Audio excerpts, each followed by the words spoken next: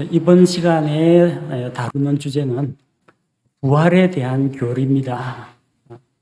구약 성경부터 신약 성경에 이르기까지 하나님께서는 부활에 대해서 여러 가지를 말씀해 주셨는데 그 부활에 대한 진리가 각 세대를 거쳐오는 가운데에서 점진적으로 계시가 되었다는 겁니다. 이 계시가 무엇이냐면은 가려진 것, 베일에 가려져 있던 것을 열어서 보여준다는 것입니다. 하나님의 진리는 항상 존재했습니다. 그러나 사람들에게 그동안 가려져 있다가 계시가 되었는데 그것이 단계별로 점진적으로 차츰차츰 계시가 되었다는 겁니다. 그래서 뒤로 갈수록 그 진리가 보다 더 선명해집니다. 보다 더 상세하게 우리에게 하나님께서 보여주시는 겁니다. 구약시대 성도들도 부활을 믿었습니까? 예, 부활에 대한 믿음이 있었습니다. 족장시대에 이미 부활에 대한 신앙이 있었다는 것을 알 수가 있습니다. 아브라함은 믿음으로 자기 아들 이삭을 제단에 드리려고 했습니다. 드리는 신용만 한 것이 아니라 진짜 아이를 결박해서 제단에 올려놓고 칼로 찔러 죽이려고 했습니다. 왜? 무엇이 이걸 가능하게 했겠습니까? 자기가 죽일지라도 하나님께서 다시 살리신다는 것을 믿었기 때문입니다. 그래서 히브리서 11장 19절은 당시 아브라함의 마음 속에 대해서 이렇게 증언하고 있습니다. 히브리서 11장 19절에 보니까 하나님께서 심지어 죽은 자들로부터 능히 그를 일으키실 줄로 생각하였으므로 이 아브라함의 믿음입니다. 또한 그는 죽은 자들로부터 그를 모형으로 받았느니라. 이삭은 아브라함에 의해서 정말로 죽음 직전까지 갔습니다. 그리고 모리아산으로 데려가는 그 사흘 동안 아브라함의 마음속에서 이삭은 죽은 자였습니다. 마음속에서만 죽었을 뿐만 아니라 하나님이 말리지 않았더라면 제단 위에서 모리아산 번제단 위에서 그는 죽임을 당했을 겁니다. 아브라함이 이삭에게 칼을 댈 수 있었던 이유가 무엇이겠습니까? 부활에 대한 신앙이 있기 때문입니다. 하나님께서 내 씨를 통하여서 이 땅에 있는 모든 민족들, 땅의 모든 가족들에게 복을 주실 것이라고 했는데 그러려면 한 씨가 있어야 됩니다. 즉 이삭은 죽더라도 다시 살아난다는 것을 아브라함은 믿었다는 겁니다. 하지만 아브라함의 그 부활에 대한 믿음은 오늘날 우리가 가지고 있는 것만큼 상세하지는 못했습니다. 사람이 죽더라도 하나님은 다시 살리실 수 있다. 이게 아브라함의 부활에 대한 믿음이었습니다. 아브라함과 같은 그런 족장 시대에 살았던 욥은 마지막 날에 죽은 자기 몸이 부활할 것을 믿었습니다. 욥기 19장 25절 26절 말씀을 보니까 욥이 이렇게 고백합니다. 내가 알거니와 내 구속자께서 살아계시고 또 마지막 날에 그분께서 땅 위에 서시리라. 내 살같이 벌레들이 이 몸을 멸할지라도 내가 여전히 내 육체 안에서 하나님을 보리라. 욥은 이걸 믿었습니다. 그리고 하나님께서 욥에게는 뭔가 특별한 것을 보여주셨어요. 마지막 날에 그분께서 땅 위에 서실 것이다. 그 마지막 날이 여러분 생각하는 그 종말을 이야기합니다. 그러니까 예수님의 아기로 오신 예수님의 초림이 아니라 예수님의 다시 오심과 관련되어 있습니다. 그분께서 땅 위에 서시리라. 공중강림이 아니라 지상재림이라는 겁니다. 그때 죽었던 자기 몸이 부활한다고 했습니다. 벌레들이 내 살갗을 먹어치울지라도 내 콩팥이 안에서 소멸될지라도 내가 여전히 육체 안에서 이 몸을 입고 육체를 입고 하나님을 보게 된다. 부활은 몸의 부활을 이야기한다고 했죠. 욥은 이런 믿음을 가지고 있었던 겁니다. 그러니까 그 모진 고난을 견뎌낼 수가 있었습니다. 정말로 자기 몸에서 고름이 줄줄 흐르고 이 도자기 조각을 가지고 벽돌 조각을 가지고 자기 몸을 긁으면서 그 가려움증을 해소하고 있는데 이 천한 육신이 설령 죽는다고 할지라도 훗날 구속자께서 다시 오시는 그날에 자기가 다시 살아날 것을 믿었다는 겁니다. 자, 이 족장 시대에 있던 그런 부활에 대한 교리는 좀 정교하고 세련되고 좀 상세한 그런 교리는 아닙니다. 죽은 자도 하나님은 살리신다. 마지막 날에 내 육체가 소멸되었다 할지라도 하나님께서 창조주 하나님의 권능으로 다시 살리신다. 이것을 믿었습니다.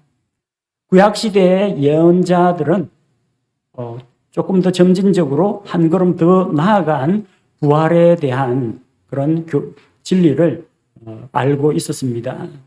이사야 예언자는 죽은 자들의 몸이 흙 속에 있다가 다시 일어날 것을 믿었습니다. 이사야 26장 19절, 주의 죽은 자들은 살겠고 그들이 나의 죽은 몸과 함께 일어나리이다. 자, 자기 자신, 이사야 자신의 죽은 몸과 또 주의 죽은 자들, 하나님의 백성, 하나님을 믿고 죽은 자들이 다시 일어난다고 했습니다.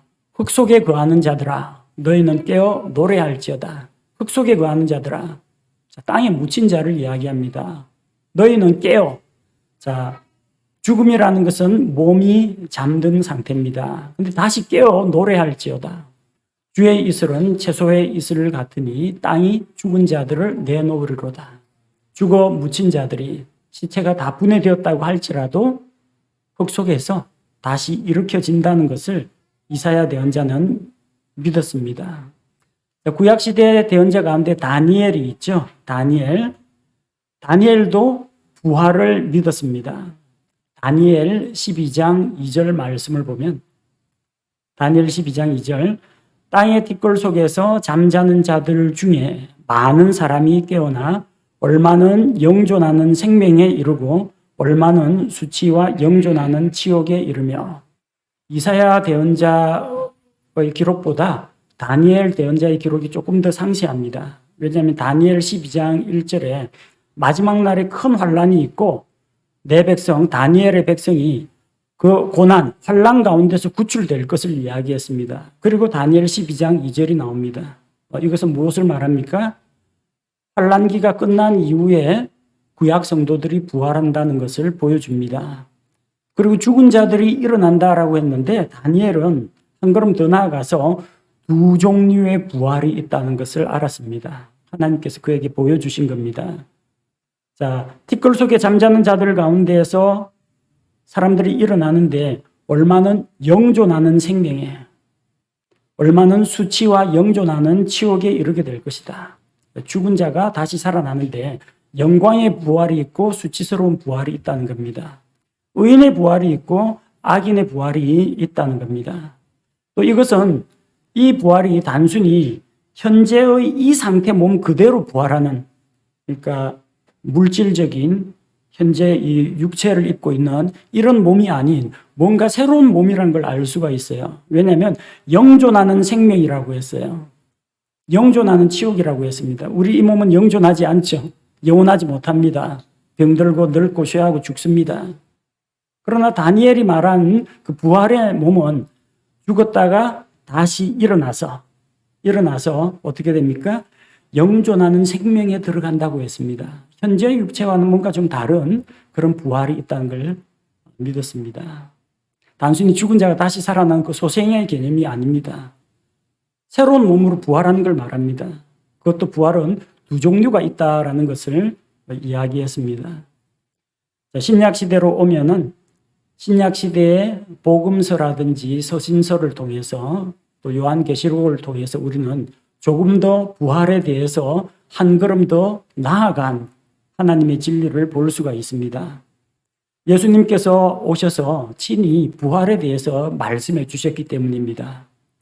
요한복음 5장 28절과 29절 말씀을 보면 무덤 속에 있는 모든 자들이 그의 음성을 듣고 나올 때가 오고 있나니 선을 행한 자들은 생명의 부활로 악을 행한 자들은 정죄의 부활로 나오리라. 자, 예수님께서도 말씀하셨습니다. 다니엘 예언자가 이야기한 것과 마찬가지로 생명의 부활이 있고 정죄의 부활이 있다고 했습니다.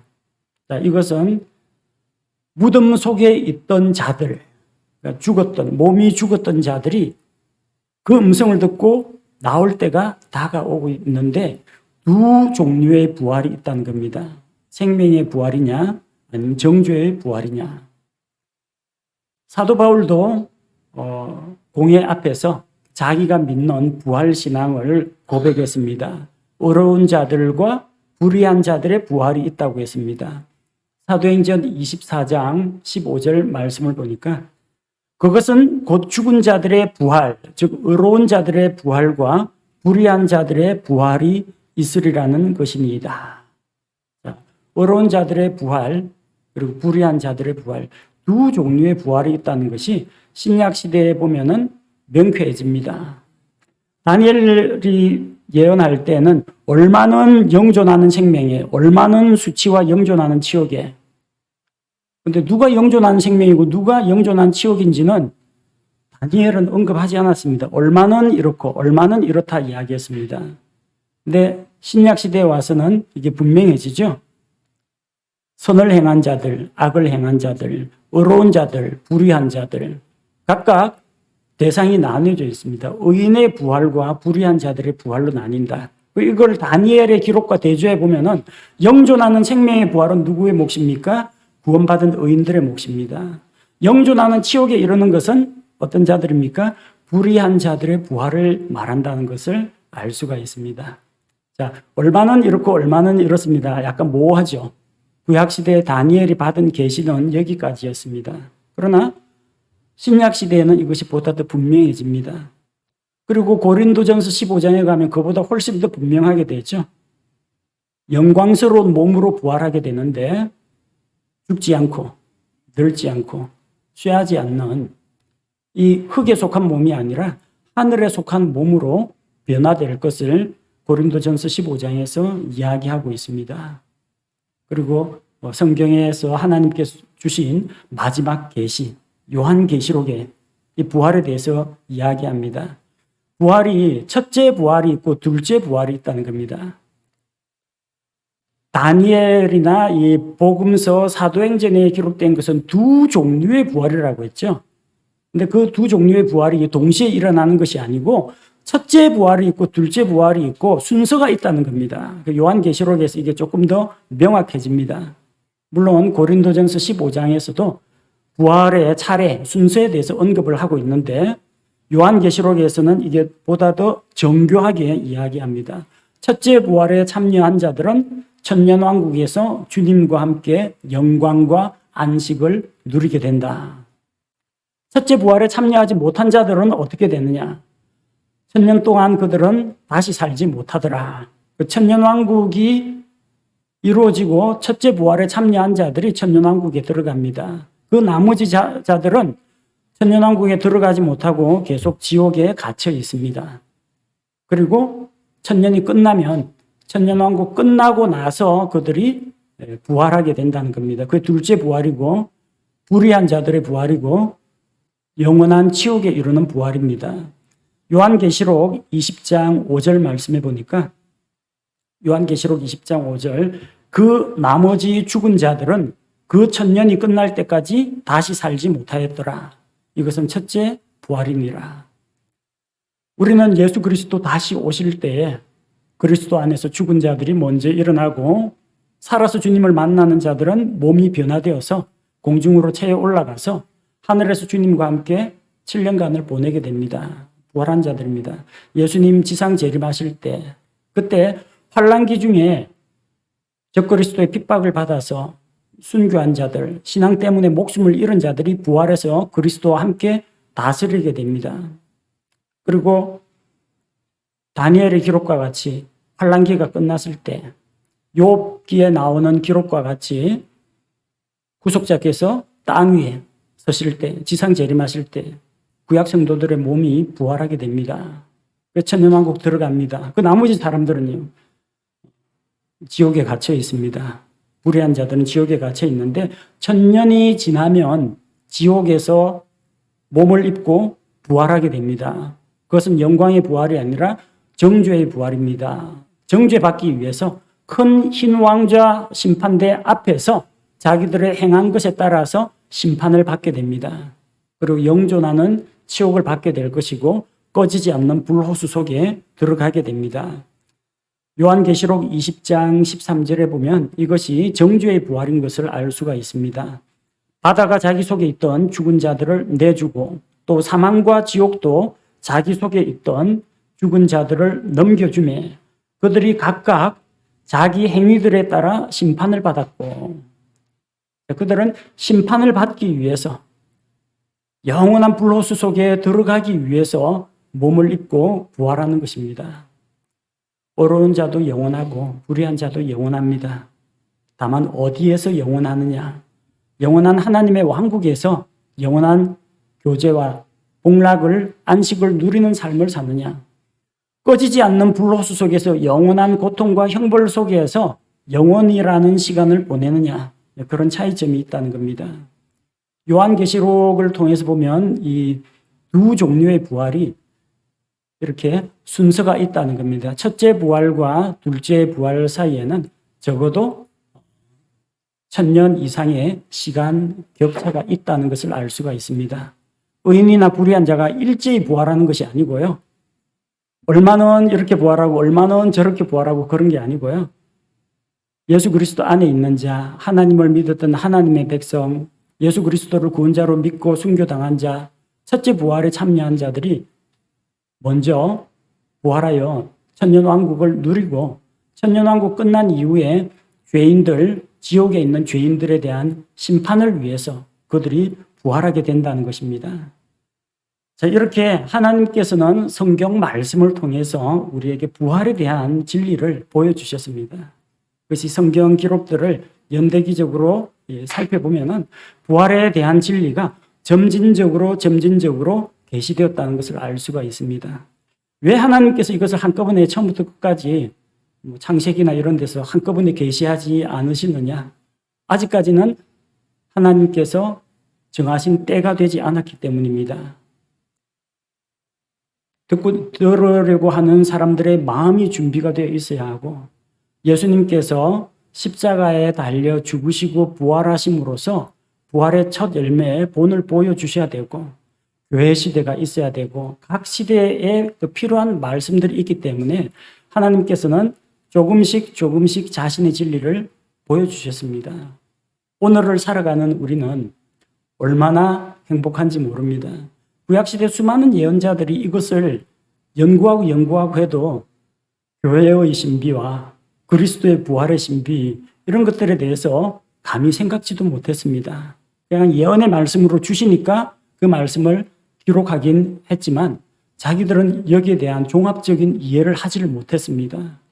우리는 창세기나 욥기에 나오는 아브라함과 욥의 부활 신앙부터 구약시대 예언자들이 가지고 있던 그리고 신약시대 사도들이 가지고 있던 그런 부활에 대한 믿음과 마지막으로 보여주신 계시 요한계시록에 나오는 그 부활에 대한 진리들까지 처음부터 끝까지를 66권 성경을 통해서 한꺼번에 보고 배울 수가 있으니까 얼마나 우리에게 큰 복인지 알 수가 없습니다.